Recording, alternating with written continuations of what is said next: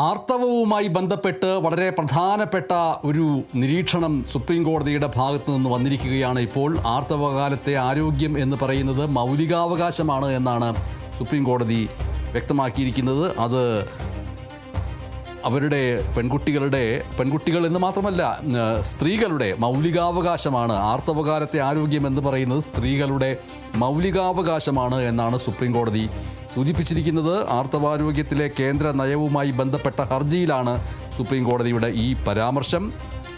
യുവതികൾ അല്ലെങ്കിൽ സ്ത്രീകൾ അവർ അപര്യാപ്തതയുടെ ഇരകളായി മാറ്റപ്പെടരുത്, ഉന്നത നിലവാരത്തിലുള്ള ആരോഗ്യം ഉറപ്പുവരുത്തണം എന്നാണ് സുപ്രീം കോടതി വ്യക്തമാക്കുന്നത്. സമീപകാല സംഭവങ്ങൾ പലതും ഇതുമായി ബന്ധപ്പെട്ട് കൂട്ടിച്ചേർക്കേണ്ടതുണ്ട്.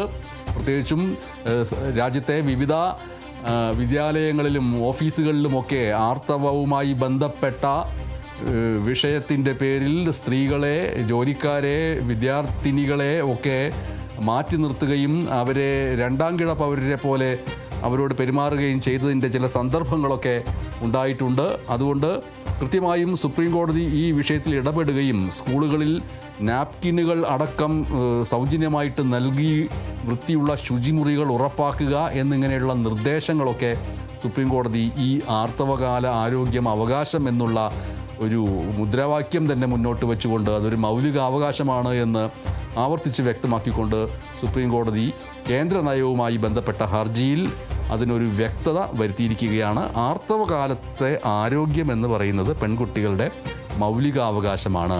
ആർത്തവകാലത്തെ അപര്യാപ്തതകൾ മൂലം അവർക്ക് അവരുടെ ആരോഗ്യം നഷ്ടപ്പെടുന്ന ഒരവസ്ഥ ഉണ്ടാവരുത്. സ്കൂളുകളിൽ തന്നെ നാപ്കിനുകൾ സൗജന്യമായിട്ട് നൽകുന്ന രീതിയിലേക്ക് കാര്യങ്ങൾ എത്തണം.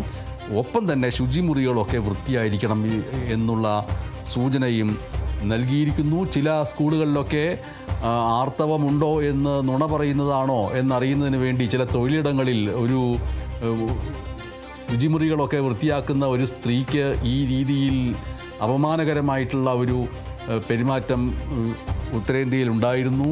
അവരുടെ നാപ്കിൻ്റെ പടമെടുത്ത് അയച്ചു തരിക എന്നതടക്കമുള്ള നിർദ്ദേശങ്ങളൊക്കെ വെച്ചത് വലിയ രീതിയിലുള്ള ചർച്ചകൾക്കിടയാക്കിയിരുന്നു. അതിനിടയിലാണ് സുപ്രീം കോടതിയുടെ ഭാഗത്ത് നിന്ന് ഇപ്പോൾ ആർത്തവകാലത്തെ ആരോഗ്യം പെൺകുട്ടികളുടെ മൗലികാവകാശമാണ് എന്നുള്ള നിലയ്ക്കുള്ള നിരീക്ഷണം വന്നിരിക്കുന്നത്. ആർത്തവാരോഗ്യത്തിലെ കേന്ദ്ര നയവുമായിട്ട് ബന്ധപ്പെട്ട ഹർജിയിലാണ് സുപ്രീം കോടതിയുടെ ഈ പരാമർശം വന്നിരിക്കുന്നത്.